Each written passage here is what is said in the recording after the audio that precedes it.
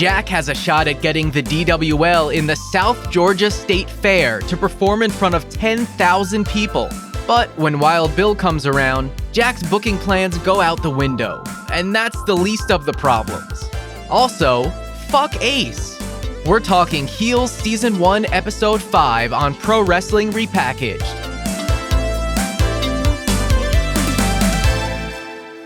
Hello and welcome. Thank you for joining us. My name is Chris. And my name is Tessa. And this is Pro Wrestling Repackaged, where the squared circle meets the small screen.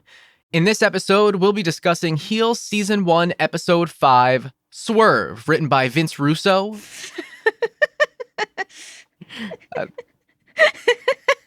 I mean, come on.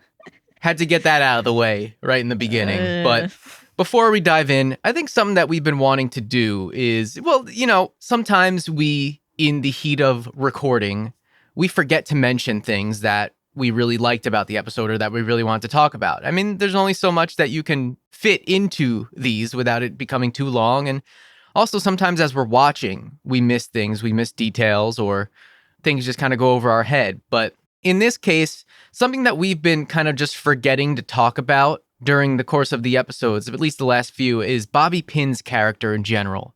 So I think what we wanted to do before we dove into the episode full on is just kind of talk about Bobby Pin up to this point, because he is a very central part of this episode. Something awful happens to him. Spoiler alert if you haven't seen. By the way, we don't say this, but these are spoiler episodes. If you have not watched the episode yet, watch it first, then listen to us. That's how you should enjoy these. But let's talk about Bobby Pin, his character, his parents, his music endeavors, because this is all very interesting stuff to me. Let's start with the music part, because it's one of the first things that I think separated him from the rest of the locker room, is that he makes his own music. Yeah, he writes and performs his own raps. Which is weird. You look at a guy like him and you'd assume maybe he would like record his own country songs or something like that. But it's kind of a left field thing that works for him because he's just kind of a left field guy. Also, he mentioned in the last episode that he writes his own graphic novels, I think. I would really love to see some of that. He's an artistic guy. He likes to express himself. And he has this innocence about him that makes it all very charming, I would say. His raps, I mean, first of all, we see in that one episode where Crystal gets the tour of his trailer, we see that he has like a whole Pro Tools set up on his laptop in the trailer. He's got a condenser microphone. He's got the good studio cans, the headphones. He's got a whole setup in there. And this, for me, is like, oh, well, this is what I do. So now I feel a kinship to him. And yeah, home recorders. Yeah, DIY music making. I wonder, does he make his own beats or does he just find them like on SoundCloud and just record his vocals? Oh, I don't know. But I guess the question is, are his raps good? I think we've heard like two of them. There's his entrance theme, and then he's showing Crystal a new one. Are they good? I think they're good in the sense that they sound like a real song. You know, it sounds like something you'd hear coming out of someone's car very loudly in a parking lot. He's got the auto-tune going on. I don't know if he has auto-tune or Melodyne, or I don't know what pitch correction plugins he's using, but he's doing that style. So it's like a very trap style. He's good at like the technical side of it, unless he has someone coming in and engineering and producing for him. I assume he's doing this all himself. That's how it looks. So from that respect, I think just from a technical standpoint, I think he's pretty impressive. From a lyrical standpoint, I mean, Bobby Pin, put a pin in it. I don't know. I respect the effort. Yeah, I think he's a creative guy. Whether or not the lyrical content is up to par or interesting in any way, I think that's kind of besides the point. He's creating something on his own, which is, you know, there are some rappers, some very popular rappers who set records, you know, for album sales and, you know, Grammy records and things like that, who don't write their own lyrics. So, and that's a thing in rap. It's like, that's not authentic. You know, it's like getting a scripted promo. It's like, let's hear what's really what's really inside. And I mean, Wild Bill would agree with that because he is very much against the scripted nature of how Jack is running this place. So he would respect Bobby Pin's raps. Theoretically. Or he would just completely crap on it. He'd crap on it. You know he'd crap on it. But that's just like, that's almost kind of like the first level of getting to know Bobby Pin. That's like the first layer of the onion that you peel back. The next layer is that he's got these parents that aren't returning his calls. Yeah, I have a theory about this. Well, first of all, he's calling them all the time and, you know, thanking them for the support that they've given him and, you know, that he hopes that they'll be really proud of him. Also, his grandfather gave him the trailer that he lives in. So he clearly has this family connection, but it's always a one-sided conversation. He's just talking to like their voicemail or their answering machine. And I kind of wonder if maybe they're dead. That's the feeling that I was getting. I forget which episode it was, but the first time he called them, it kind of just seemed like, okay, yeah, he's far away from his parents and, you know, they're off living their life in Texas doing whatever. And, you know, he misses them. The second time, though, he calls, it's like, okay, there is something here. Yeah, that there is a subtext here. He's never actually speaking to them. So I wonder if he's just like speaking into like a, you know, the recorder on his phone or something like that and just recording these messages for his parents that aren't actually alive. Or he's calling a line that just hasn't been canceled yet. Right. And maybe that would explain why. I mean, surely he could have been wrestling out in Texas. How did he end up in Duffy? Far away from these incredibly supportive parents. Yeah, there's a million places he could have gotten booked in Texas. So I want to know more about how he landed there, what's going on with his parents, just his character in general, because on the surface level, he's very naive and he's very, you know, nice and he's chivalrous and he's all of these things. But you know that there's stuff going on underneath the hood that we don't know about yet. So Bobby Pin is really becoming one of the characters I'm most interested in. I think it's really Bobby Pin and Crystal, which I think makes them, I think, a great pairing on the show because those are the two people I'm the most interested in. I think the two people I am the least interested in are currently Mama Spade and Stacy. Yeah. Although Stacy it changes from episode to episode. She gives me whiplash. Yeah, it's hard to say with her.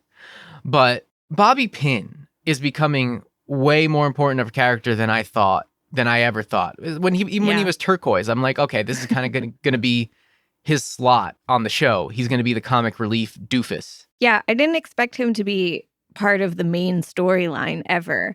And honestly, really with all of the wrestlers, I kind of thought apart from Ace, Jack, Crystal, the rest of them would just kind of be in the background. But they all get a lot of good parts, especially Bobby Pin, which I'm happy for because I love him. And it makes it all the more heartbreaking what happens to him at the end of this episode. I'm still distressed. Yes, which we will get into now. And by the way, fuck Ace. You know how Hiroshi Tanahashi's current theme is Go Ace? Well, I would like to make a version of that says fuck Ace.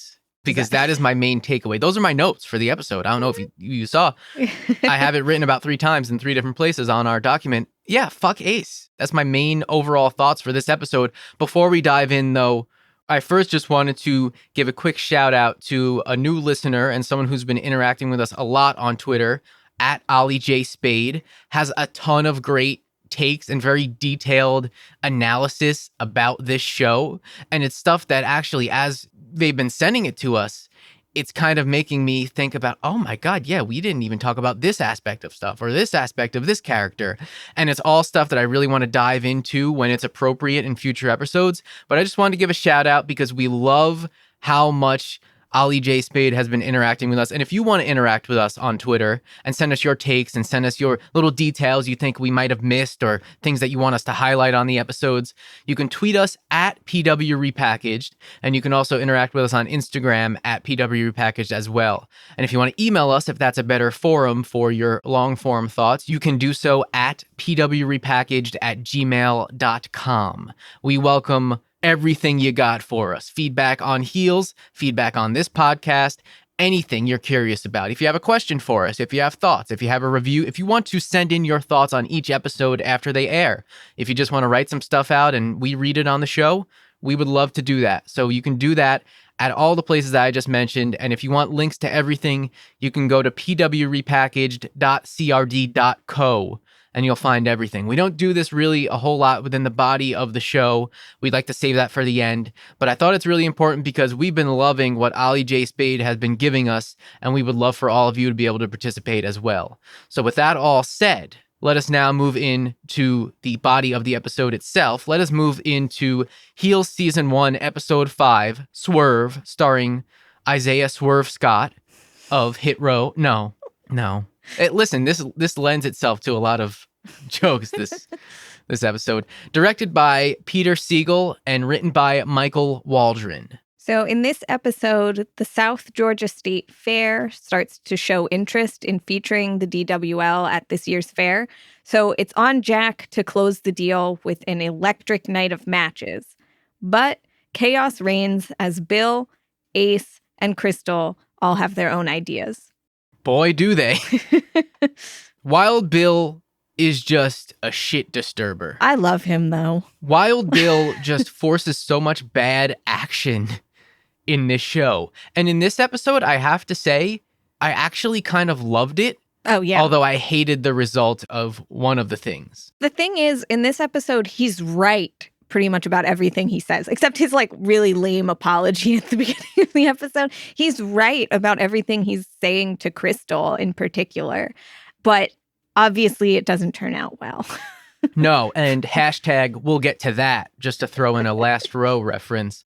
Let's start, though, with kind of the main important goal of this episode, I guess we'll say, is that the DWL has this chance to be featured in the state fair. So this is what Jack is all about this episode. He just wants to have the best show possible. He wants to be firing on all cylinders so that the people in charge of the fair who have no clue what wrestling is or anything about wrestling, he just wants to show them a really good time. He wants to have a great show so that Duffy Wrestling League can perform in front of its largest crowd ever. By the way, 10,000 people is insane. Especially for the DWL. I mean, come on. Even a larger independent promotion like Ring of Honor only performed in front of that level of people when they did the crossover show with New Japan at Madison Square Garden. Other than that, it's man, even 5,000 is that's a lot for a small independent promotion, even a bigger independent promotion. And we don't know how many people the Duffy Dome itself holds. I'd be curious to know that. Maybe 500, 1,000. It always looks like there's a lot of people. I mean, they have been packing it out as of late. Yeah, but I have no concept of space. So Right. Yeah, I'd say no more than 1,000 people in the Duffy Dome, if that, on a good day. But this is a huge opportunity. And Jack, of course, all the pressure is on him. And Jack is not the best at delegating. We know this. So you got to figure, we don't see it. And that's something I'm glad we don't see him furiously typing the script anymore. But you got to just imagine how furiously he is hitting those keys. He puts all of this pressure on himself. There's all this pressure, but he just refuses to accept any help from anybody. We don't really necessarily see that here. We see that he's got a script for Crystal. He's working on this script for Ace. And he really has to impress these fair people because they don't know anything about wrestling. They're just into Jeopardy and musicals. Musical theater. Musical theater, which is kind of like wrestling. Yeah. So, because these are people who don't understand, what do you mean? It's fake. How are people interested? Girl, you love musical theater. What's the difference? If the audience knows it's fake, why do they still care? I mean, the Avengers aren't real people. And people live and die by that property, those characters. So sometimes there is just the hurdle of getting people to wrap their head around, why am I watching something that's not real, even though they watch things that aren't real every day, all the time? So that's part of the audience education for the people watching Heels as well. And that's why you have them in the crowd. Oh, what's a cage match? Oh, I looked it up. It's when, someone has to climb out to escape the cage and then they win. That's all there to be the audience surrogate, just like Big Jim's pregnant wife was the audience surrogate in the first episode. Or Stacy's friends. Or coming to the Stacy's friends, show. exactly. So whenever there is a big wrestling event or it's a wrestling heavy episode, they have to have that audience surrogate there. You can imagine with DWL getting the state fair, getting that slot, you got to imagine there's going to be someone there at that show, or people in the audience kind of like, oh, what's this? You know, what does this mean? What's this? And then you're going to have the smark there educating everyone about what That's wrestling Jack. is. He seems like he'd be difficult when people don't understand wrestling. Well, he's difficult with everything. Well, that's true. He's very stubborn, and for good and bad. But in this episode, I feel like we're starting to see even more of him bending and being adaptable and realizing, especially with Crystal, let me tell you, whenever Jack says that's really fucking good, when it involves Crystal, me personally, I'm just like, yes. He gets it. Yes. He gets Thank you. He gets it, but we'll get into this. He's too busy protecting big stupid Ace. He's too busy doing that, but he's also very busy in this episode. He's very busy. Trying to keep Wild Bill away. He has to take his son with him because Stacy's working. So even Thomas gets his little spot, but Thomas is also there to kind of get the fair people on the side of the DWL. He's there to talk about how exciting it is to be there. But I don't think he even needs that because they were having a great time. For people who have no idea what wrestling is, they were immediately into it. Yeah, it's kind of like whenever like a celebrity would show up to a PWG show randomly and then like be completely obsessed with it after that. Granted, PWG is a very special circumstance, but that's the type of thing where it's like, yeah, if people just gave wrestling a chance, and I say wrestling, not necessarily a WWE show. Going to a WWE show can be grueling. Like you're sitting there through like video packages and commercial breaks and if you're going to a taping, bad segments and bad promos, and it can be grueling, especially if you're going to a Raw or SmackDown or something like especially that. if it's 3 hours long. But just going to live wrestling, a wrestling company, not WWE, it's fun as hell. And I think that really translates. So yeah, of course the people would be having a great time. Of course the state fair is probably going to be a huge hit. Yeah, what kind of frustrated me is they really in particular loved Wild Bill. Of course, because he's the legend. But they don't know that. But they can see, can kind of, from context, they can see the crowd going nuts for him. They're all chanting along with his catchphrase and they're just enamored by him. Right. So yeah, you can't help but get swept up in that. And they give props to Bobby Pin because they think he's great at making the pain look real. Oh, yeah. Thank God they thought that was all work. But let's save that. Let's put a pin in that for now. No pun intended. No pin intended. Let's put a pin in that for now because, as we mentioned, Jack's very busy doing other things in this episode. Yes, he's trying to get his son a gerbil. But other than that, more important things, he's dealing with trying to keep Wild Bill away from the DWL. Wild Bill is just, he's on his redemption tour. He's doing a stint in rehab, which... When? Yeah, when is that happening? He needs to go there now. They hold this press conference with there are so many reporters there. He's trying to protect his image. He goes off on some tangent about circumcision to just kind deflect. To throw the reporters off his scent, basically. But he's a disaster. He's harassing Jack. He wants Jack to let him help in Duffy, but Jack doesn't want anything to do with him, which is fair. It's smart. It's really smart. On the one hand, it's smart because you have a loose cannon, you have a wild card, you have a Wild Bill. There's no telling what this asshole is going to do. Right. But if you know Wild Bill and how he's so unpredictable, not letting him have that spot, not letting him be involved is just as dangerous, as we see. Right. Because even though Jack doesn't want him there, he doesn't want him involved, that doesn't stop Wild Bill from inserting himself. He's bothering Stacy at her new job, at the Piggly Wiggly or wherever she is. Even though he's not allowed at the Duffy Dome, he's coming to the autograph signing before the show. And everyone recognizes him, finally. I guess his little plane incident has made people know who he is. Because the last time he was in Duffy, at the Duffy Dome, nobody cared. Yeah, I'm not sure if that was just kind of like a an error that the fact that he was standing in the rafters in the first episode and no one was making a big deal, or maybe no one noticed him. I don't know. But that'd be like Flair walking down the street. Like it'd be like Jake Roberts or Roddy Piper or anyone of that ilk being at a local wrestling show. Everyone's going to be freaking out. I really think that at the first show he was at, they just didn't really care. They're not even thinking about him. But now that he's gone viral, he's a huge sensation. Everybody knows him. Right, even the ticket takers. Yeah. So that's why they're all going to flock to him. So it kind of would be a smart business move to take advantage of that now notoriety that Wild Bill has and have him at the show. If you're working with him, you might be able to have him a little more subdued. Well, Jack is thinking of the personal aspect of this. Right. The horrible things, and we didn't touch on it in too much detail, but the horrible things that he said to Willie. Yeah. In the last episode. And even almost putting his hands on her. Right. It's like, man, this guy is just bad. Right. Which is why it surprised me so much with his interactions with Crystal in this episode.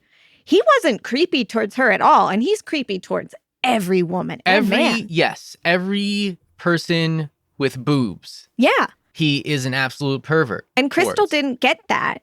And I know he's got an ulterior motive, but he's encouraging her. He's telling her that she's a star, and he's not being a total weirdo towards her, which he could be. And he's almost he's uplifting the purpose of a valet. He's uplifting Crystal and encouraging her and empowering her.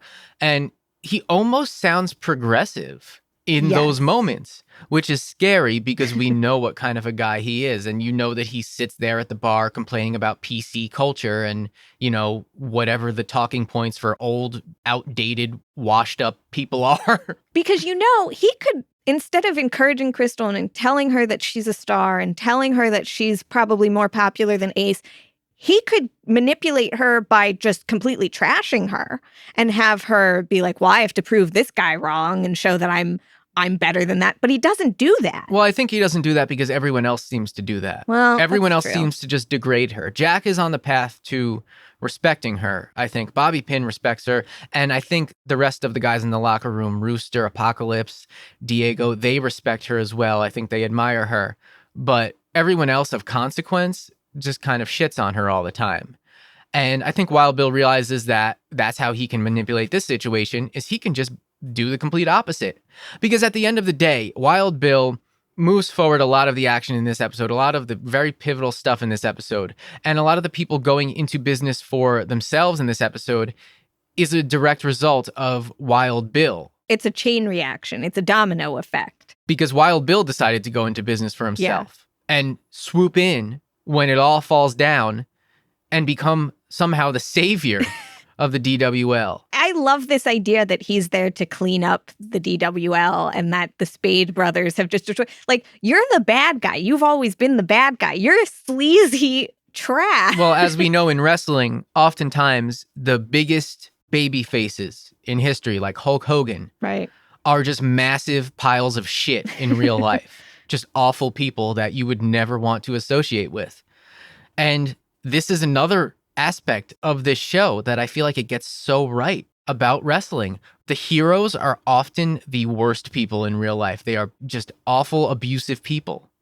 And a lot of it, addiction comes into play, and that's not to blame people for their own addictions. But there is behavior outside of that lends credence to the fact that your heroes are actually the villains. Right. But Wild Bill has made a name for himself being this bad dude. And he is a bad dude in real life. So it's just kind of laughable that he's going to swoop in and save everything. Right. But the crowd eats it all up. They love it. That's at the end. Let's talk about everything that happens in between then. We already know that Wild Bill has basically empowered Crystal to shoot. He basically encourages her to go off script. He encourages her to take the opportunity. He encourages her to be the star that he knows she is and can be. And he's also doing that before he knows that Ace and Jack are taking her out of the picture. Wasn't he talking to Ace in like the first episode about losing the valet? He kind of implied that she wouldn't come with him. Like, they're not a couple, so she doesn't need to be there with them. They'll get someone else. So he was very dismissive of her early on. Yeah, and so that's why he doesn't see enough of the behind-the-scenes stuff to really know what's going on here. So that's why it's mostly surprising. Like, I don't know how much he knows that Crystal is being disrespected. Unless Willie, up until Right. the falling out, had been kind of giving him the lay of the land and Maybe. giving him information. Which is possible, because she hated Crystal. She did. And then suddenly in this episode, she's being nice to her, actually. Right. Especially when Trisha comes into play. And Trisha, the bartender. And that's such a huge, part of this episode is this Ace is just completely shitting on Crystal. And so, he sees them together and his jealousy is just on a whole other level. Crystal here has an opportunity to actually cut a promo at the show, and she's amazing. She's great, but Ace doesn't want her to have that opportunity. He has an issue with it. And so even though Jack is impressed, he takes Ace's side and cuts it because, of course, we have to appease this big man-child. And I feel like Willie is probably seeing these things and thinking back to her time as Wild Bill's valet. We don't know exactly what happened with that. I'm sure he treated her terribly, but she probably sees that and is like, this really sucks for her. Willie starting to empathize with Crystal is huge because now, other than Jack, who's starting to come around to her, and other than Bobby and the other boys, she has an ally now, potentially, in Willie. Hopefully. I think probably getting the respect of Willie is a really important thing for Crystal because Willie's been there and done that. And now she's a huge part of this promotion that Crystal has always loved growing up. So having her as an ally is probably really important. We do see Willie get annoyed with Crystal because Crystal throws down the microphone and breaks it, possibly. Well, yeah, don't do that. Mic drops are, I'm an audio person, so it just makes me cringe. But that's not the only issue that Crystal has in this episode. Not only was she supposed to have a promo, she's also supposed to play an important role in the actual main event. She was supposed to distract Bobby Pin when he's about to hit a frog splash. But Ace kills that plan too. So he's like, no, I'm just straight up not having her in my corner. I'm going to have a whole new valet and I'm going to completely destroy Crystal's character. And his plan is to just completely embarrass her by getting in the ring and telling everyone that he found her cheating on him with Bobby Pin. But she's a bad person anyway in this scenario because she's the heel too. She's the valet of the heel. So they're trying to get the audience to turn on her, but the audience wasn't already for her necessarily. Right. But cheating on Ace might have babyfaced her to this crowd because they all hate Ace. That's true. And he's a whining, sniveling coward and a jerk. And fuck Ace. Yeah. So I feel like that would have babyfaced her. I but guess. Then Jack is saying the lines I wrote will turn the crowd against her. Why do we want the crowd to be against her if she's going to be paired with Bobby Pin, who's the big babyface? So that's the thing that I didn't understand. And I thought what Crystal did actually saved the whole goddamn thing from completely backfiring on them. So again, Crystal demonstrating that she has the best mind in the entire company for this business. Also demonstrating that she's probably the best promo in this company, way better than Jack. I think we see later on a very real and genuine promo come out of Jack that wasn't scripted. Sure. But what Crystal did in that practice promo and the actual shoot promo, she is in a different league from everyone else in this promotion on the mic. And her mind for the business combined with that, she'd be an incredible booker. She's so smart for this promotion. She is so smart. But nobody will really, and it's because of Ace now, nobody will really give her that moment. Like, she just has to take it. And she gets some very special advice from Wild Bill, which, sets some really awful things in motion. But she's good kind of off the cuff. I don't know how far in advance she planned to do this. She couldn't have had a whole lot of time. It was dark out when she was talking to Wild Bill. But she's just so good. And Ace, again, we have a situation where he can't handle something going off script. He trashes Jack for not wanting to deviate from the script, but he's just as bad. Ace gets rattled anytime something isn't handed to him on a silver platter and laid out for him. This is the way you do it. I mean, there are wrestlers that needed that. You know, DDP had to script out every part of his match. And that's not to say that there's one school of thought that's better than the other, but a lot of wrestling is just kind of being out there and reading the crowd and going with the flow. Crystal can do that. And Crystal can also speak from the heart more genuinely. Ace can't speak from the heart because he has none. Kind of a selfish prick. And anything that would come from his heart would just naturally be wham, wham, wham, me, me, me. Right. What Crystal does here is salvage a bad booking plan. She salvages a bad situation. She takes a situation in which she was going to be moved down the pecking order. Right. No matter how much of a push Bobby Pin is getting, she is being moved down the pecking order. And she just elevated Bobby Pin with this promo. She elevated herself. She made Ace an even bigger heel. And she created all the heat for this match. Right, because Ace isn't going to look like a heel if he comes out being like, my girlfriend's cheating on me with this guy. Like, he'll look like a chump. Yeah, he's just going to look like a baby. So, really, I don't know what these people are thinking. I don't know why Jack feels the need to just coddle him all of the time, especially with what we see happen. Ace is so unprofessional. He takes out his anger and frustration that he has regarding Crystal and her promo. He takes it out on Bobby and then seriously injures him. It's funny because the first part of the match, he was working just straight up. Mm-hmm. You know, he was probably being very snug with Bobby. Right. And I think at times we see that, you know, Bobby telling him not to lay it in so hard. Mm-hmm. But it was kind of just like what he did in that last match with Bobby, that squash, where he just kind of brutalized him and that was it. But this time, he takes the page out of Jack's book. Right. And he shoots on him. Only this time, Ace doesn't let go. He seriously injures him. What was the hold that he had on him? Yeah, he has him in like a leg lock, and he's just wrenching on it. And then... Yeah. And it is horrifying. Yeah. On the rewatch, I couldn't look at it. I was having a great time with this episode up until that point. I absolutely, if I didn't hate Ace before, I positively despise him after that.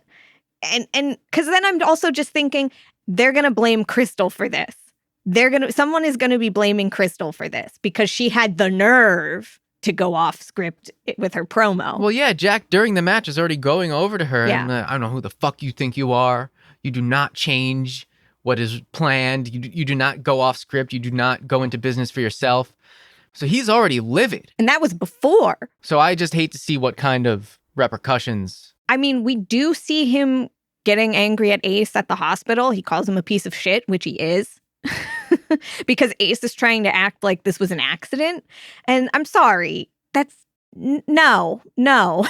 You can't act like that. You don't accidentally completely wrench on someone's leg. And he intentionally snapped it. He intentionally did that. Everyone is telling him to stop. And Jack, who is also a heel here, heel referee, is telling him to stop. It's crazy that earlier in the episode, when Rooster and Diego are practicing their spot, where Rooster was going to have the fake injury, it's crazy that we were suspecting at the end that Rooster would really get injured. And, you know, because he's talking about, I would never get injured because I'm good. You know, I just make it look like this, you know. But educating the audience about the fact that when a fake injury happens, fake paramedics would come out. But when a real injury happens, the referee throws up the X. And then probably still fake paramedics come out. But still, educating the audience and setting that up to where you think something's going to go wrong with Rooster. And then we see what happens here. And it's great because they planted the seed. But at the same time, you weren't suspecting that this was going to go down in the main event until you realize, oh, wait a minute.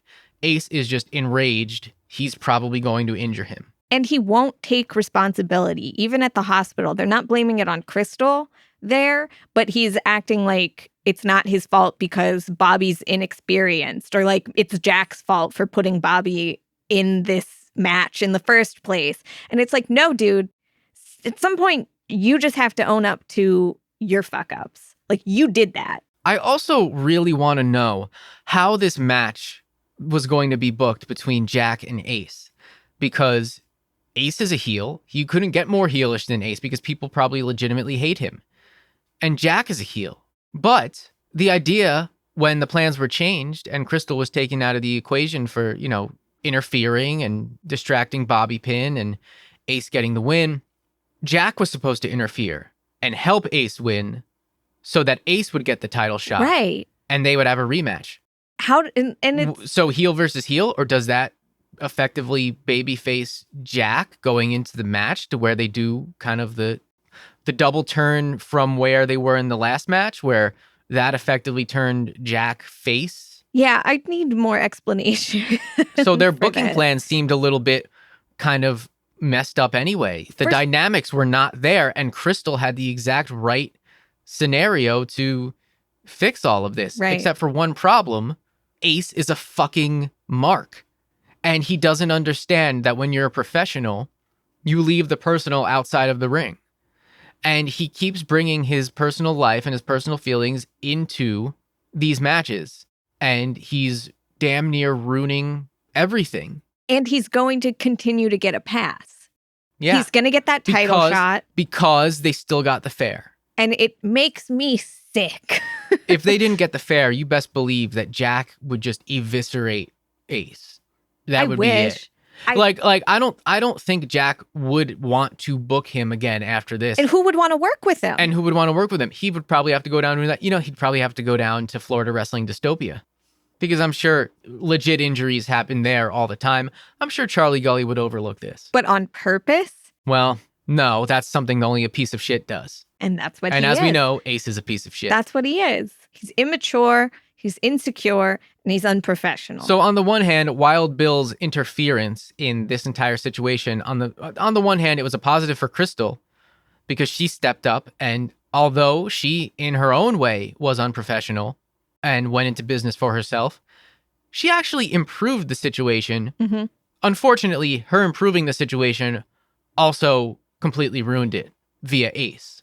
Yeah. Because he cannot control himself. No. Because he has no control over his actions as a grown fucking man. Wild Bill is a fun disaster. Like, he's a trash human being, but he's, like, fun to watch. Ace is just disturbing. He has his moments like with his nephew Thomas. He has, he had the heartfelt talk last episode. He has moments where you can see something in there. And like when he was being really supportive of everyone while they were shooting the promo in the last episode.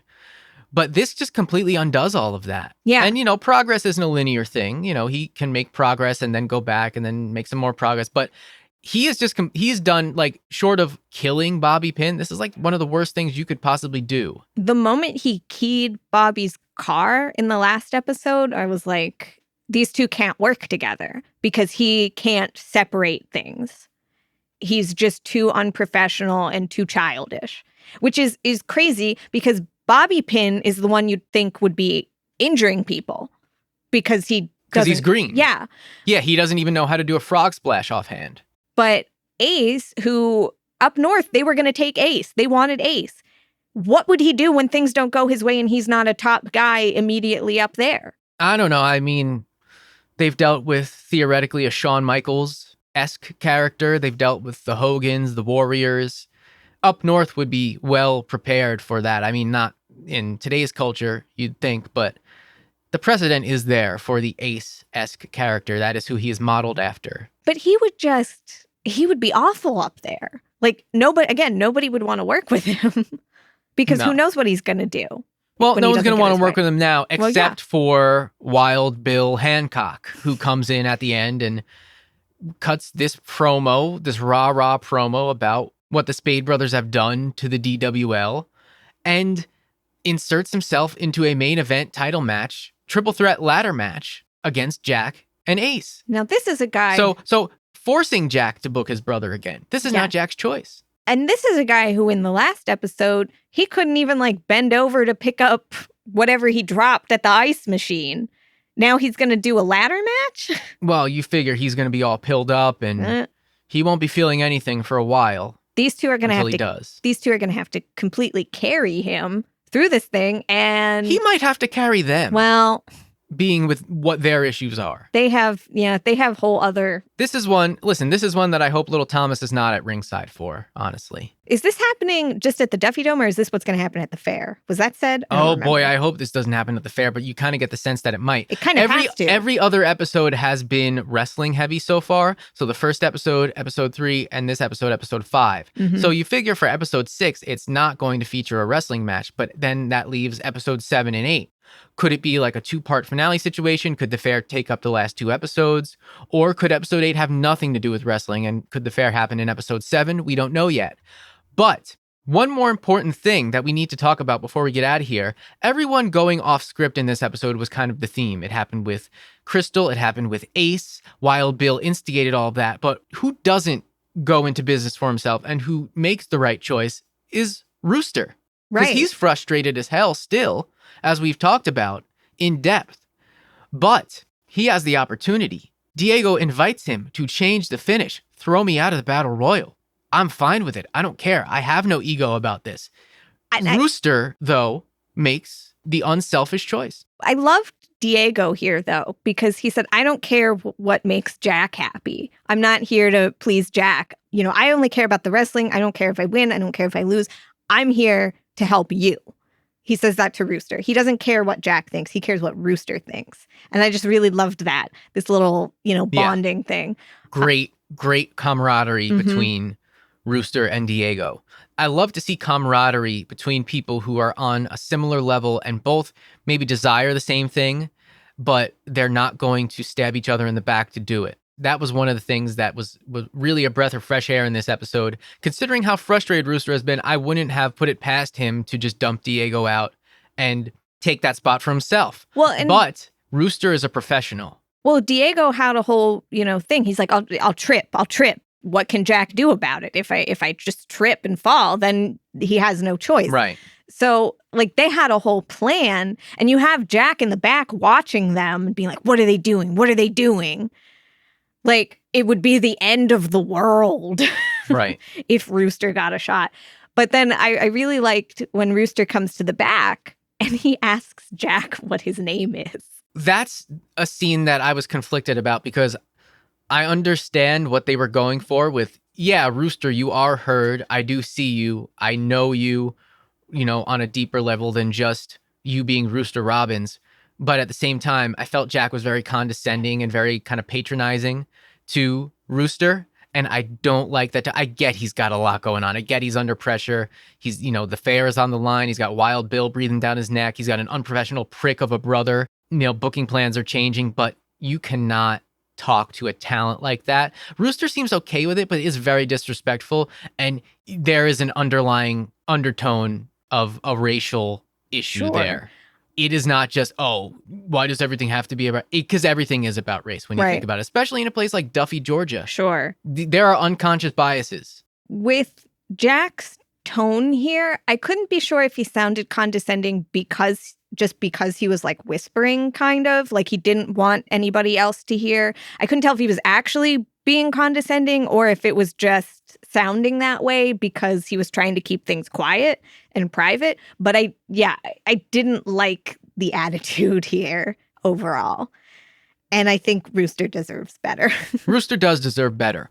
So will Jack make good on that promise? Will they have that conversation? Will Rooster be moved up the card? Will he get the opportunity? I mean, now with Wild Bill coming in, now these part-time legends coming in and taking up a main event slot, this is another thing that I feel like Rooster can sit back and say, okay, fuck this guy. He just came in and swooped in with no authorization whatsoever and inserted himself into the main event and put Jack in a corner. And he's probably going to hold him up for money. I wouldn't be surprised. That's a very old school thing that an old school guy like Wild Bill could definitely do. So Rooster, if I were Rooster, I would be absolutely livid. If I were anyone in the locker room, Apocalypse, Bobby Pin, Diego. I mean, Bobby Pin's got a whole other situation. He's got more things to worry about. Yeah. If I were Luke Gallows in the locker room, I would be absolutely livid. The other thing I can say about Wild Bill in this episode is at least he wasn't naked. That's true. At least he wasn't naked because that seems to be a trend. Which brings us to our final stop here this episode. A stop into the Wild Bill fashion report, the wild style, if you will. You know, he's back in good form here. The last episode, he was either naked or he just wasn't looking good. But here we've got bandanas, we've got fringe, we've got patterns. I really loved his black fringe blazer that he wears at the beginning that says Wild Bill. It's like stitched onto the back in cursive. It looked very fancy, so I was a fan. I also liked his look at the Duffy Dome. Looks like he's bringing back that snake skin thing, the blazer, but this time he's paired it with that tan vest that I don't like, but he's got his glasses on, he's got his hat. He's doing much better. I'll give him a 9 out of 10 this time around. If we can also squeeze Crystal into this yes. edition of the fashion report, I thought that her new look was great. And that part with Crystal and Bobby Pin where Bobby's wearing like that leather jacket and the shirt with the roses on it, and she's got the yellow and black checkered pants on. I'm all about that. That was great. Yeah, Bobby Pin, it's amazing how a leather jacket can do so much for a guy like him. It could do so much for anybody. You put a leather jacket on and it's a whole upgrade. Yeah, you're the Fonz all of a sudden. I love a good leather jacket. A faux leather jacket. You know, Bobby Pin's gear, I was also getting kind of a late 90s Owen Hart vibe from his singlet. The colors, too. So that as well. But yeah, he's no longer in kind of the young lion phase with the black trunks and black boots. So that's kind of cool to see. Bobby Pin getting some character and getting some new gear. It's good seeing him have a personality that isn't just, here's my dumb idea. Yeah, he's not just, Wally Cleaver. He's got some attitude now. He's got Crystal with him. He's a man, as she says. So good on Bobby Pin. Like we bookend the episode with some Bobby Pin discussion because he's delightful and we wish him a speedy recovery. If Bobby Pin, Bobby Pin's probably going to be out for that State Fair show. That upsets me a whole lot. Like unless his surgery and unless he's like Natalia Neidhart over here, unless he has in 2 seconds. Yeah, unless he has like a John Cena-esque recovery, or better yet, unless he has like a Miguel from season 2 to season 3 spinal recovery. This isn't that bad. Yeah. So maybe he will be back in time. I hope we see a good amount of Bobby Pin in the next episode, though, even if he's like in a wheelchair or something. Yes, absolutely. So final thoughts on this episode. I thought it was really good. I really enjoyed it. And fuck Ace. Yeah. What about you? Yeah, that's about it. I really liked this episode. I was really, really enjoying it until that end part. And I just really want to see Ace get his comeuppance because he deserves something bad to happen to him now. Yes. I know you could say that the bad thing that happened to him is like his dad killing himself and he has to find him and deal with it. But that's not an excuse for being a garbage person. Yeah, your trauma is not your fault, but your healing is your responsibility. And Ace has no responsibility. Right. So we believe it at that. I hope he poops his pants in the ring. And that'll do it for this episode of Pro Wrestling Repackaged. Thank you so much for listening. And we hope you will join us next time as we discuss Season 1, Episode 6 of Heels. Follow us on Twitter and Instagram at PWRepackaged and email us at pwrepackaged@gmail.com. Subscribe on Apple and Google Podcasts, Spotify, YouTube, or your favorite podcast app. And visit pwrepackaged.crd.co for links to everything. If you'd like to support the show, please consider leaving a rating and review on Apple Podcasts, Podchaser, or any other platform that features reviews. Pro Wrestling Repackaged is a Multitrack Minds production. Visit multitrackminds.com for projects and audio production services by yours truly.